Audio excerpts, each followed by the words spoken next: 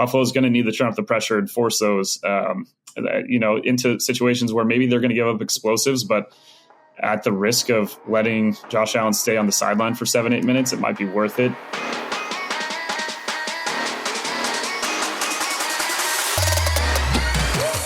All right, guys, back from the Establish the Pass podcast presented by Clutch Points. I'm your host, Blake Lovell. With me, as always, my co-host, Dillon Reagan, back here to make our picks for the divisional round in the NFL playoffs. Dillon, good action, as expected, in the first week of the playoffs. Some interesting results, as we always know is going to happen when we talk about wild card games. And here we are now, down to the final 8, and we'll also talk a bit about some wild news in the coaching carousel. Never stops.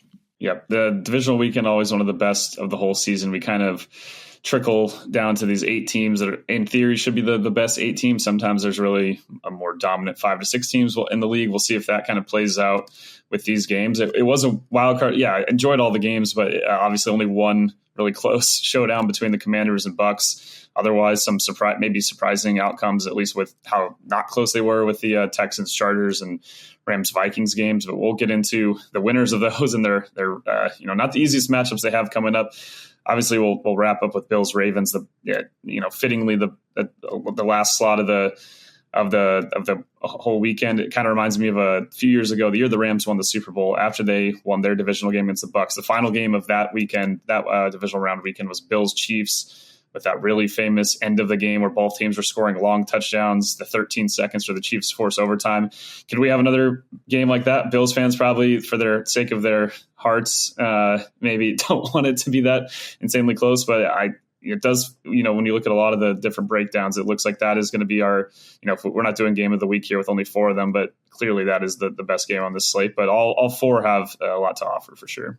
Yep, we will see how they play out, but let's jump into them. Again, these are very interesting matchups, but as you'll see, some of these spreads are not exactly close for a divisional round. We start with the Texans, who hit the road to head to play the Chiefs, who are 8.5-point favorites in this game. One of the reasons why, as you said, people were not expecting the Texans to do that to the Chargers.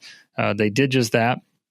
They move on here, and we'll try to see if they can break through against the Chiefs team that we know undefeated at home this season, and sure, have had a couple close calls, but it's an interesting matchup here, Dillon, I think, when you look at these 2 teams, right? Because we know what both offenses are capable of, just in terms of, kind of turning it on and hitting that next level with a lot of playmakers on each side.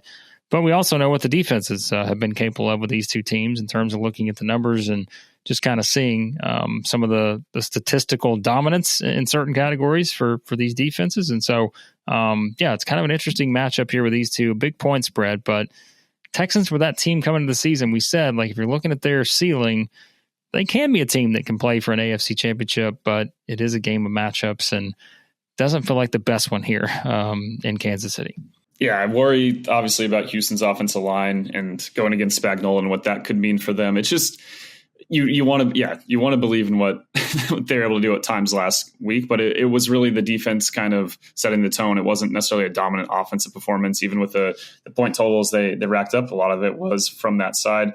They're going to need that effort again, and even more so against a Chiefs team that has, in terms of what Patrick Mahomes can do, there's a reason this team's 15-2 and really could have been 16-1. Obviously, they had some close calls throughout the year, but when it comes down to the last part of these games, you trust him more than any QB in the NFL at this point. They're, as much as we love Lamar and Josh, and we talked about the MVP conversation, there's a reason one guy has 3 rings. Obviously, it's not just a quarterback stat with wins in the playoffs and all these things. He's had some better situations and some, especially last year with the critical play of that defense for the Chiefs. But that's just a testament to the overall strength of this team. And, you look at some of the match, diving into the matchup stuff of when the Texans are trying to throw the ball deep. They're one of the, I think 28th in the league in deep passing DVOA.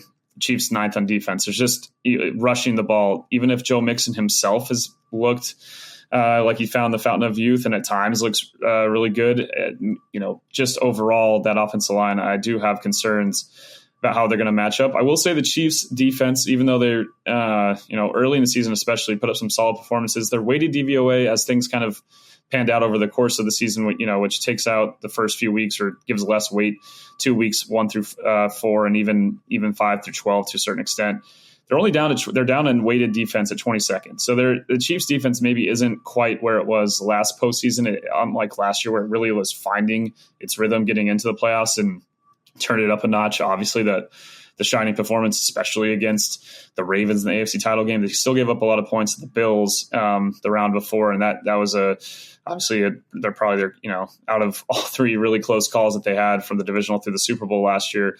I'd say they were really close to being knocked out right away there if a couple things didn't go their way. If the Bills were able to score a touchdown there instead of attempting that field goal where they lost, it comes back.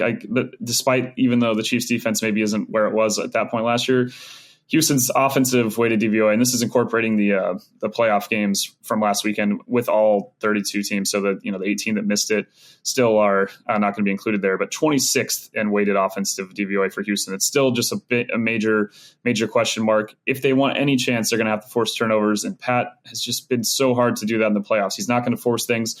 Has been able to trust his defense more maybe than the really early in his career. Some of those Chiefs teams that were just playing in shootouts constantly. It's just a balanced effort. The proof of concept with them is why I'm going to pick the Chiefs, obviously. But there is a world where Houston's defense at least makes things tough and keeps us a closer game. If I'm betting on this, I'm probably picking Houston to cover the spread. I think it's just a little too high. The DVOA projection still does have this as almost an 8-point win for Kansas City, so pretty close to the spread there. But I just ultimately come back to the defense at the end of the game. I think they're going to keep it at least within striking distance, unless obviously with Spags they force a lot of turnovers from the Texans. It's going to be a blowout. So that's the thing you'd be cautioning about. But I'm just really curious to see. At first maybe it looks like out of the 4 games, you're like, oh man, the Texans haven't been that great. We talked about it last week. I really thought the Chargers had a much better chance of knocking off the Chiefs. Not the way they looked in that game. You'd say that Houston has a better chance, right?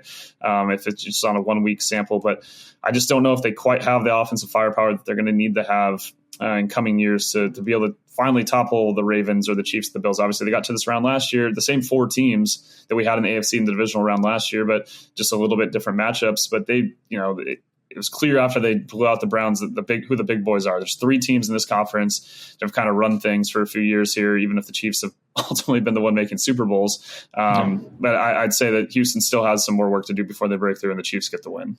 Yeah, I mean, that game they played, 3 weeks ago now? Same setting, Arrowhead Stadium. And remember, the star of that game was Tank Dell. I think he had, 6 receptions, 98 yards. He had that 30-yard touchdown that should have tied it in the third quarter, but the Texans, I think, missed the extra point. But I also think sometimes it's just so hard to compare like those kind of games to what you see in the playoff type setting. And we've seen that so many times before when you get to this point. And so curious to see how this one plays out. I'm also going to pick the Chiefs here. I think it's a tough matchup. And again, you said proof of concept. I think that's the best thing here with this one. It's just, we've seen the Chiefs in this spot. We've seen them excel in the spot. Texans, I think, still have something to prove. Maybe there are some things they can take away from that previous matchup to make it interesting. But I don't know. That, like you said, that number set at 8.5 for a reason. So I'll take the Chiefs to maybe match that same performance they had the last time around against the Texans. So this number is bigger. The Commanders at the Lions. The Lions are 9.5-point favorites in this one. That obviously speaks to how good the Lions have been this season, but also the Commanders go on the road and get the upset win, if you can even call it that, in Tampa against the Bucs. Jaden Daniels doing his thing, which is kind of what we come to expect. And look, I think that makes for a pretty exciting matchup here. Obviously, it would have been kind of fun to see the Bucs and the Lions again too. But I mean, Dylan, this is one where, hey, now you're Jaden Daniels. You're trying to keep this thing going in your rookie season. You've taken your team to the playoffs when most people didn't think that was going to happen before the season started. And now you get to go play, the big bad team in the Lions, who have been just a complete, juggernaut to this point. So it's a fun matchup, but again, that is where we get into just look at how dominant the Lions have been this season and what are some ways that, the Commanders can try to exploit some of that. Yeah, they're only going to be fresher than they were in Week 18, which is a scary thought when we saw their defense put up one of their best performances of the year without, so many guys still. Obviously, they got Anzalone back. Some better news in the secondary with some injuries that looked not so great for Arnold. But yeah, it's still going to be, I think, a fun game. If you don't have a team of these that's your favorite, or a team remaining, you maybe. As a Rams fan, I'm rooting slightly for the Commanders, but right. It's just a really fun matchup. I'm glad we get to see Jayden Daniels another week. It's just you don't want that ride to end. And obviously for Washington fans, I would feel like this is probably gravy at this point. You're looking at the future beyond and just mentally looking at a really promising few years coming up. And obviously you want to win as many games as you can, but I feel like the pressure is not going to be on them as much in this game. But the home field advantage is a real thing in Ford Field. And I do think that Detroit's fans will make a difference. This defense and the confidence this team's playing with after that performance in Week 18 against the Vikings, I think is going to be top notch.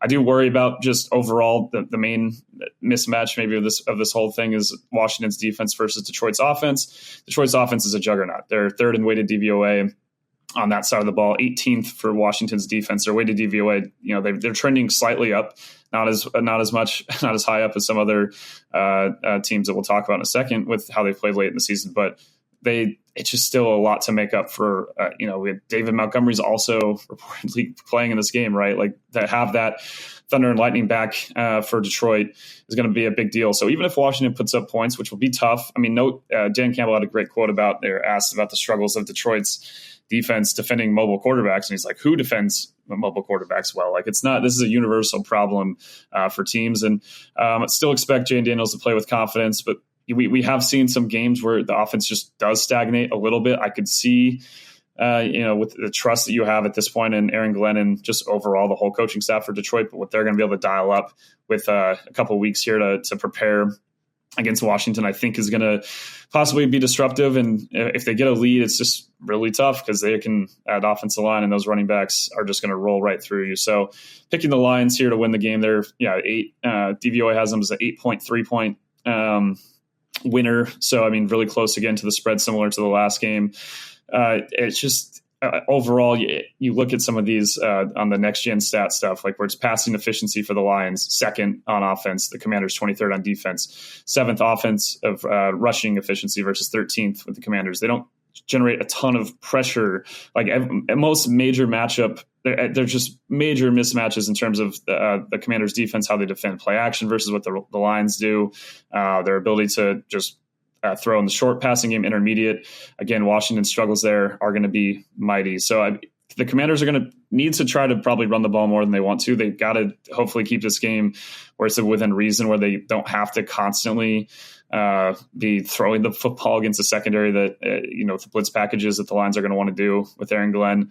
I will say that Daniels does handle pressure pretty well. This is a guy that, if you watch the little video they showed of him during that game-winning field goal, that just illustrates his kind of approach, where he didn't look like he had any idea what was happening. Almost like he's watching, but he's like very calm and collected, as if, like it's all good, whatever happens here. So that kind of mentality, I think, will help him. But the Lions are a juggernaut, man. And they're starting to find their defensive rhythm again at the right time. And I think that will play out here. And I'd probably, even though the DVOA projection has the Lions, like I said, 8.3 as their number, I would pick them to cover. I think it's a touchdown field goal kind of win, 10-point-ish win for Detroit. I do see that coming here, and possibly more if they build a lead and Washington's having to play from behind. I just don't think that's a formula for success for them against this Lions team. Have you played Pick 6 from DraftKings yet? What are you waiting for? You better get on it. The playoffs are here and time is running out. As the official daily fantasy sports partner of the NFL, DraftKings does fantasy sports like no one else. You can play for better payouts on Pick 6. It's really easy to get started. Select 2 or more players, choose if they'll have more or less of a stat, and you're done. Pick 6 is available in most states, including Missouri, California, Texas, Georgia, and more. And DraftKings is making it even sweeter for first-timers. New Pick 6 customers play $5, get $50 in Pick 6 credits. Win more cash on Pick 6. Download the DraftKings Pick 6 app and use code ESTABLISH. That's code ESTABLISH for new customers to play $5, get $50 in Pick 6 credits. Only on DraftKings Pick 6, the crown is yours. Gambling problem? Call 1-800-GAMBLER. Help is available for problem gambling. Call 888-789-7777 or visit ccpg.org in Connecticut. Must be 18 plus. Age and eligibility restrictions vary by jurisdiction. Pick 6 is not available everywhere, including New York and Ontario. Void where prohibited. One per new customer. Bonus awarded as non-withdrawable Pick 6 credits that expire in 30 days. Limited time offer. See terms at pick6.draftkings.com/promos.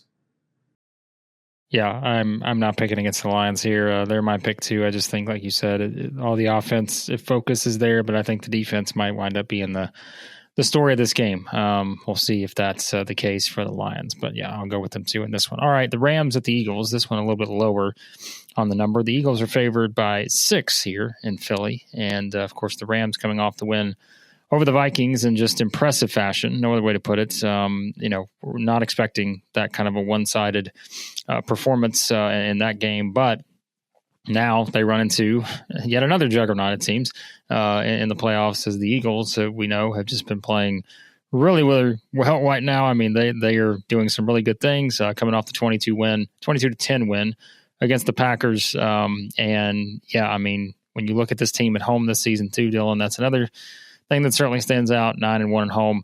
And I just give me the formula, Dylan. How do the Rams pull off the upset here? Because I just think, again, this is kind of a tough spot for them, kind of in this matchup. But what do they need to do to get the win here? It's not going to be easy. This is probably the most difficult matchup they could have. I mean, not just for the actual team on the field, but the conditions. We saw Stafford down the stretch of the year kind of struggle in rainy conditions. It looks like there's rain and possible snow in the forecast on Sunday in Philadelphia. Hopefully that turns to more of just a cold. I was looking at the Monday where it's like clear, but 24 degrees, that's fine. They can play in cold weather. I think that would make a difference. But ultimately with the teams on the field, I mean, the Rams have evolved since the last time they played each other. That was kind of a turning point for this defense. They've defended the run much better, but that's also a product of the opponents they had. Philadelphia's offensive line and their ability to run the ball into stack boxes, into light boxes, into any box. The way they shortened the game, we saw it again with the Packers. Not the cleanest offensive game by any means for Philadelphia. They are weighted offensive DVOA only 13th, so it's not necessarily their main strength. Their strength is being able to run the ball and defense, and they're the number one weighted DVOA defense in the entire league. So when you talk about that, I do think they've improved with this to a bit more so, but looking at the next gen stuff, like even though they have the number one pass efficiency defense and 5th in rush efficiency defense, they're only 28th in pressure rate. I will say that the Rams, even when teams do, we saw it just in that game against the Vikings, even when teams blitz a lot, they're not necessarily generating pressures because Stafford, he's been in the league a long time. He's able to identify things and get the ball out. Obviously, they have Fangio here, a little different, but still, some things from what they're not going to be blitzing nearly as much as what Brian Flores did, but it's still some familiarity, obviously, for McVay and some of the games of his past against Fangio when he was with the Bears that helped revolutionize his offensive approach. Rams are going to have to score points, basically, to have any chance and keep the game close, because if the Eagles do get a lead, second half is just going to be 7.5, 8-minute drive of 3 to 4 yards at a time, and then a tush push. And it's not like even the Eagles obviously had those 2 70-plus yard runs from Saquon against the Rams the first time. And I do think there's going to be a concerted effort to try to stop the run. And but if they don't have to worry about dropping back, it's just going to be a struggle for what the strength of this Rams defense is, which is pressure rate. The Eagles offense, on top of just, again, that 13th weighted DVOA, 18th in pressure rate. Not great on offense versus a Rams defense that's 5th, and that's only improved. And they're a defense that when I look at, the difference between weighted and total numbers, they're all the way up to 9th in weighted defense, where for a team that's been in the 20s all year in just total DVOA, it's just showing how much better they've gotten over the past season. Obviously, just even this one game against the Vikings raised their total, just not even weighted DVOA, up by 6 spots for the team. Not just on defense. The defensive one went up by like 8 spots, and it's kind of just showed like, all right, if they can play this kind of game, what they can do. I just worry that, the bodies they have to get the Eagles into second and third and longs, and that's just so difficult. So I'm picking the Eagles to win. The DVOA projection has them only winning by 4, so a little under that spread. I think some places the spreads move down to 5.5. I still, last one I checked right before this, it was still at 6 for the Eagles on DraftKings, but maybe a sign of, again, that the way that the Rams team has improved, and still think ultimately you have to feel pretty good from the Rams perspective with a defense. A lot of it was made the last couple of days about how they're spending like $30 million less than any other team in total cap hits on their defense, which is insane. Like the gap between them and the 31st team is higher than between the 31st and like the 6th team. So it's a pretty stark, where the allocation of resources are, and promising for what this team can be in the future. But I think it also maybe is a learning, not that they need this lesson to be taught twice after what the Eagles did the first matchup, but I do think there's going to be some level of, all right, this defense, when we play teams that have to pass the ball and don't have the best offensive lines, we're going to have tons of success. But when we face a really tough offensive line, do we have the dudes that can just plug up these gaps and force the Eagles to throw? And that's the name of the game. And we saw the Packers have some success with that. So there is a path, but it's going to take some success there. And I think ultimately you're going to need that efficiency from the offense. You can't have those duds of games that we've seen down the stretch of the year where they're scoring, 12 to 18 points. Like, that's just not going to get it done against Philadelphia. You're probably going to need 20 something, closer to 30 to have a shot. And I do wonder, just with Philly's defense still being so tough, if that's how doable that's going to be. It's just an environment thing, all of it, just probably the opponent that's not going to be the easiest for the Rams, but we'll see. I think it should be an entertaining game still, nonetheless, even if the Eagles ultimately pull it out. I think so too. Again, it's kind of one of those where you feel like the Eagles have a lot in their favor here, but you just kind of never know with this kind of matchup, I think, with the Rams. So, yeah, I'm picking the Eagles too. But this one is the one, as you said, everyone's going to have their focus on. The Ravens are at the Bills. The Ravens are the only road favorite here, favored by 1.5 on the road there in this matchup against the Bills. And, man, Dylan, there are storylines aplenty with this particular game. So much to like about how these two teams again match up just on both sides of the ball. That got star power across the board. Obviously, the quarterbacks are getting the talk, the MVPs. Man, this is the one you kind of wait for each season, is a matchup like this with everything on the line in the playoffs. And here we are, Ravens and Bills. Yeah, when I saw this on Twitter too, but also just checked it to make sure it's still the case in the ESPN app. They have their matchup predictor, which I'll look at occasionally to kind of get an idea of how the teams are going to shake out. And it was a dead even 50-50. I'd seen like 50.1 before. So basically dead even, but it was literally 50-50 where they put who's going to win this game. The DVOA numbers will say that Baltimore is the better team right now, and weighted DVOA, Baltimore first in the entire league. Philly's second, down at 5th is Buffalo. And I think it's partially because their defense has dropped on the weighted side to 12th. And we've seen it at times. They looked pretty dang good against Denver, obviously gave up that one touchdown, but after that, turn things up. And you do trust them in these spots, but it has been this round that's kind of been the thorn in their side the last couple of years, with the loss a couple of years ago to the Bengals and then last year to the Chiefs. This is the spot where Buffalo, both times at home, has come up short, and now they face a team that obviously handed it to them, kind of similar to the Eagles and Rams earlier in the season. Baltimore dominated their matchup against Buffalo. I think that they're more evenly matched than that, but it did show the formula for if Baltimore is able to run the ball and Derrick Henry can just kind of take his game to another level, they're going to be really tough to stop. The defense for the Ravens also has improved a lot, as we've talked about. Fourth and weighted defense. Still some things that the Bills should be able to do. They're one of the best offenses of passing against the blitz. The Ravens not the greatest defense when they blitz against the passing game.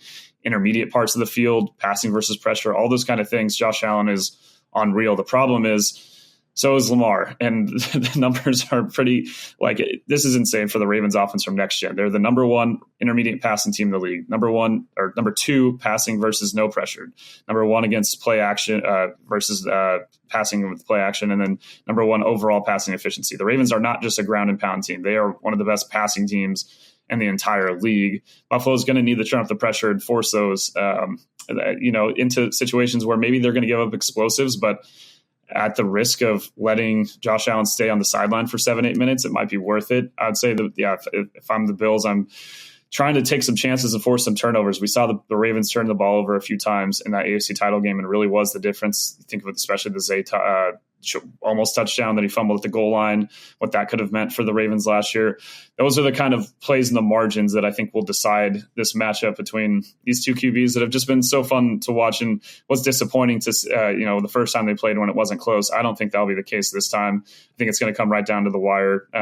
DVOA projections do have it as a 2.7 point win for the Ravens, even on the road. It's just, the record, even we talked about it all year, their DVOA numbers kind of outplayed, and what they're actually doing outplayed it. There's still part of me, though, that thinks that Josh is going to find a way here, but I'm going to stick to the Ravens, mostly because my preseason pick was the Ravens to beat the Lions in the Super Bowl. Got to keep that alive here, but there's something about, I want to see, we saw Lamar last year beat the Texans at home, and that wasn't really that close of a game. In terms of these matchups, against the Chiefs last year, now the Bills this year, obviously has lost to the Bills previously. That Ravens team was not as strong during the COVID 2020 season when they played in the same round. But I really want to see Lamar in this environment, not have some of those moments where you're like, why didn't he take off here? What little misfires? Obviously, some of it's bad luck from from things that have happened outside of his control, but it's still kind of a wait and see. I'll go with them to win, but I do not feel great about it for a lot of reasons with this Bills team and what I think they might have up their sleeve from a defensive perspective, and what they might have learned from the last game. If their defense plays anything like they did against the Steelers, though, I know there's a couple big drives here and there for Pittsburgh, but I think that'll make it tough. The Bills are going to have to put up a big point total and hope they wreak some havoc if they're going to pull this one out. Yeah, it is one of those where it's like that game they played this season is just kind of just completely stands out in your mind just because of how one-sided it was. But I am going to go with your thought of maybe this is one where Josh Allen just kind of somehow puts it together, gets sort of a defining win here.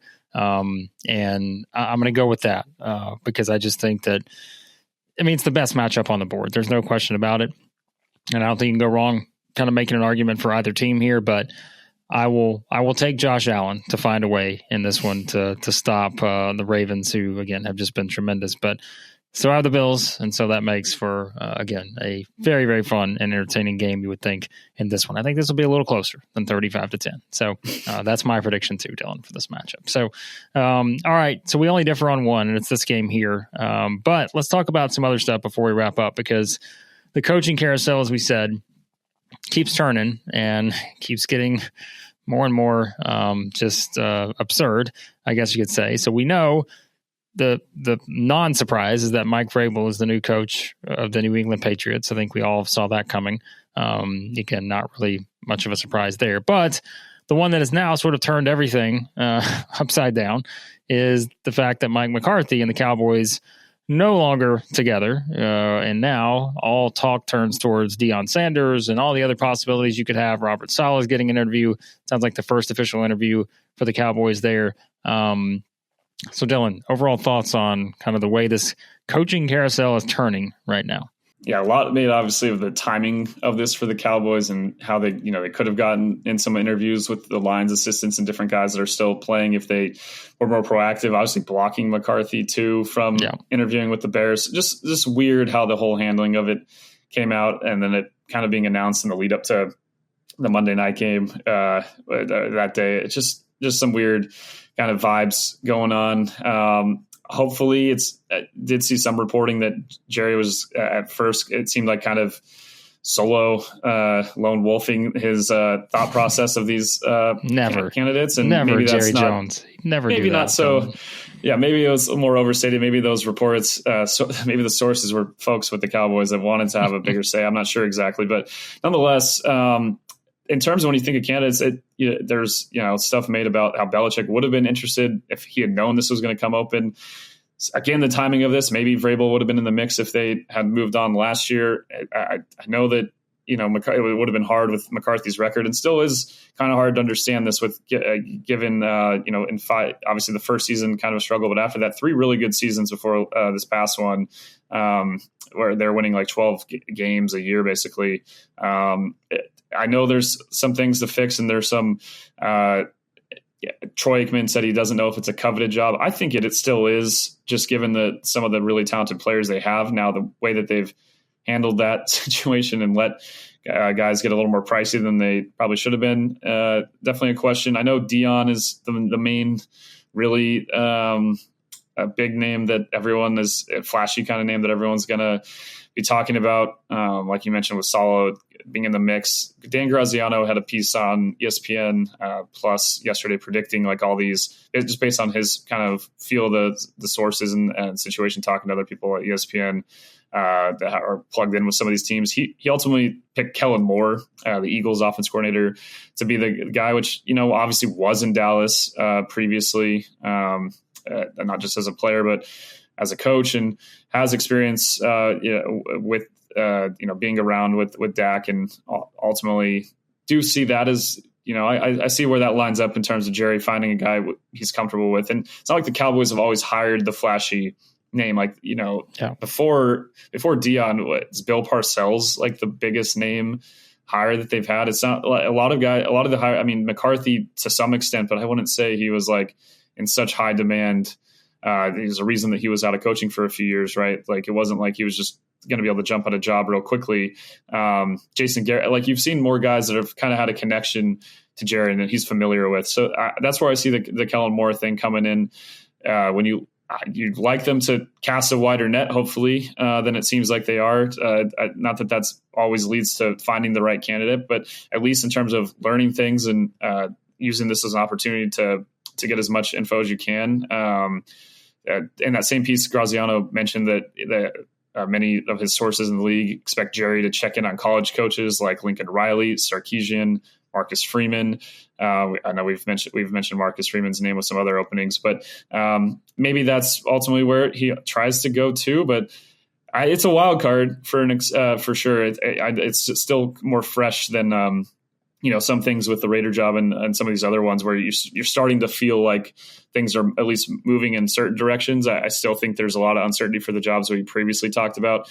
Obviously, we nailed the Vrabel one. I'd say that out of the ones that are still going, the Jets one is probably one of the more uncertain ones. That really does seem like the tea leaves are on there for Aaron Glenn and the Saints. It feels like that has picked up steam. But I'd say that the Cowboys enter this mix is a pretty big kind of just wild card where this could go. And knowing, with Jerry, I do think ultimately he will come back to someone he knows, whether it be the college ranks or not. And Dion is included in that, I guess. So in terms of if you want headlines and if that's your main focus, and I think, Dion probably doesn't get enough credit for just overall the CEO level of the job that he's done well in Colorado. Obviously, he's had really talented players, including one of his sons, both sons, but especially Shador. But there was improvement markedly with the overall structure of that team this season. So if you do bring in Dion, it's just at that point, I think the coordinator hires become so pivotal. So I think there are things there in terms of motivation and what he has kind of proven as a coach that it's not just only the flash. It's just like Dion as a player. It's flashy, but there's substance also. So I'd be really excited if that was the case as a non-Cowboys fan. As a Cowboys fan, would be intrigued as well. I don't think it's just like of course Jerry's going to hire Dion. I wouldn't completely look at it that way if that does come to fruition. But Kellen Moore, with the way that the Eagles offense has evolved and overall his journey through with the Chargers and now with the Eagles, I won't be shocked if that ultimately is where he comes back to by the end of it.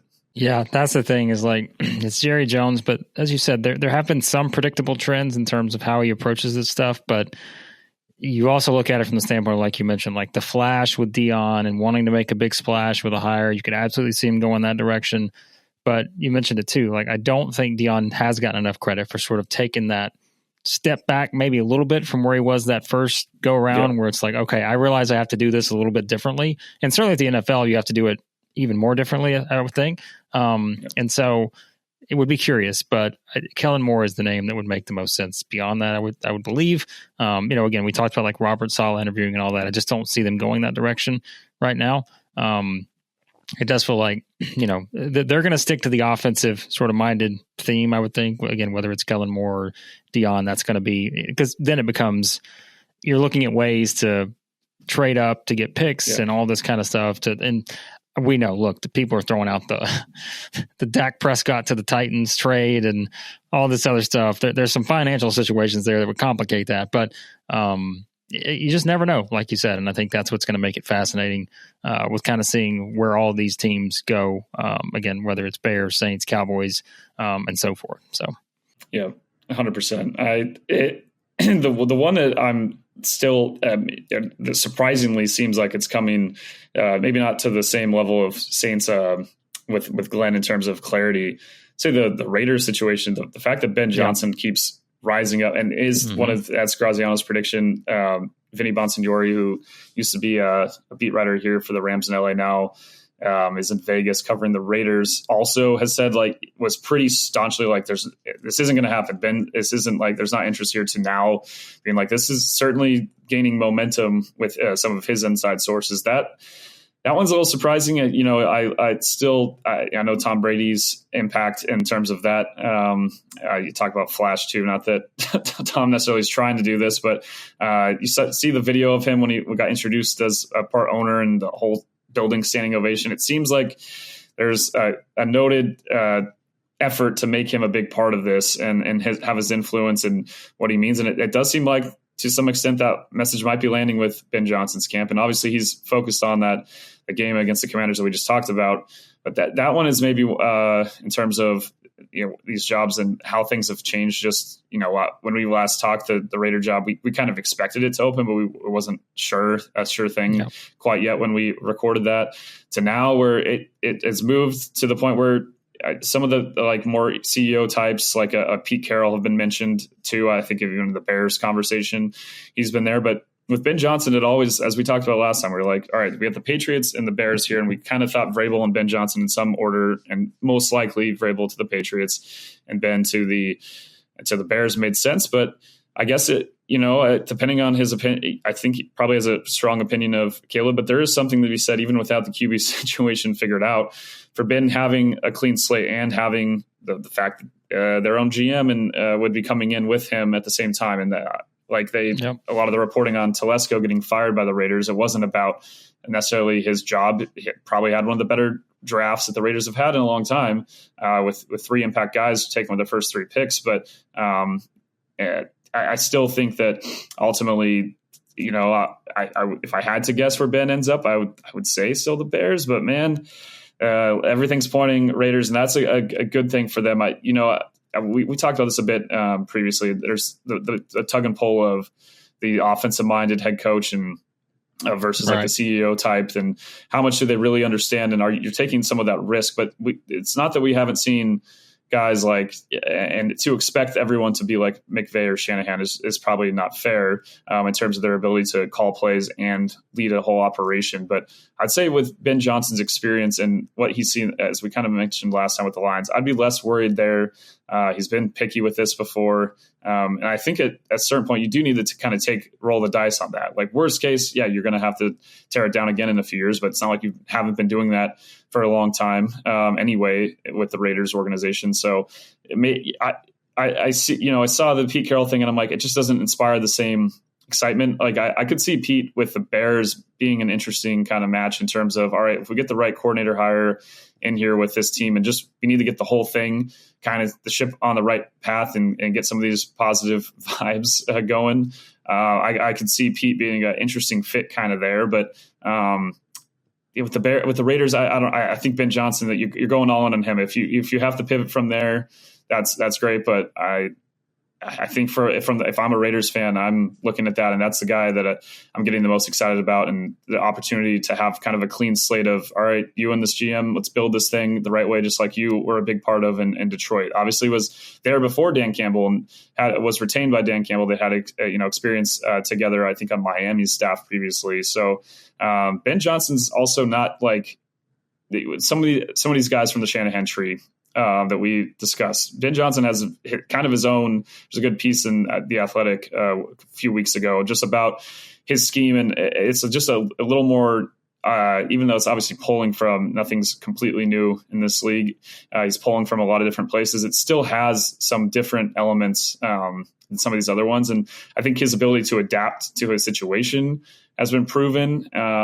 So I just really, I think if I'm the Raiders, that's the one that it's a surprise to me that it's moved in that direction. But the more I think about the what Ben Johnson cares about, if he feels confident he's going to have those keys in a way that some of these past coaches haven't with the Raiders because of the influence of Tom Brady, let it happen, man. More fun for us. And yeah, just still so much in the mix here. We're not everything's going to move as fast as the Patriots hire, obviously, but it's a fun thing to follow simultaneously to take away from just trying to dive so far into the X's and O's of the playoff games.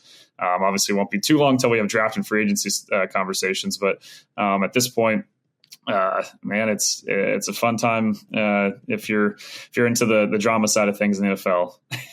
Always drama in the NFL, as we always say, and I'm sure there will be plenty of drama with the playoff games this weekend, so should be a lot of fun. Of course, Dylan, a lot of stuff over at Clutch Points to get everybody ready for that, so let everybody know where they can find all of that. Yeah, you go to the NFL section of the Clutch Points app to follow all 4 divisional playoff games. All of our content from the websites there. You can also go to clutchpoints.com to the NFL section, breakdowns from a betting point of view, from a non-betting X and O point of view of these games, all the coaching rumors and hires and reactions to all the past games, still quotes filtering out from different players from teams that have been defeated. We'll probably at some point, maybe next week, talk a little more about breaking down some of where these teams that made the playoffs that got eliminated go moving into next year. But nonetheless, all that right now, you can read all those breakdowns of the prognosis for the 6 teams eliminated, and soon the next 4 teams will be eliminated at Clutch Points. Yep. Check it all out there. Of course, be sure to subscribe to the podcast. Any podcast app you use, search for Establish the Pass. And thanks as always for listening. We'll talk to you next time on the Establish the Pass podcast.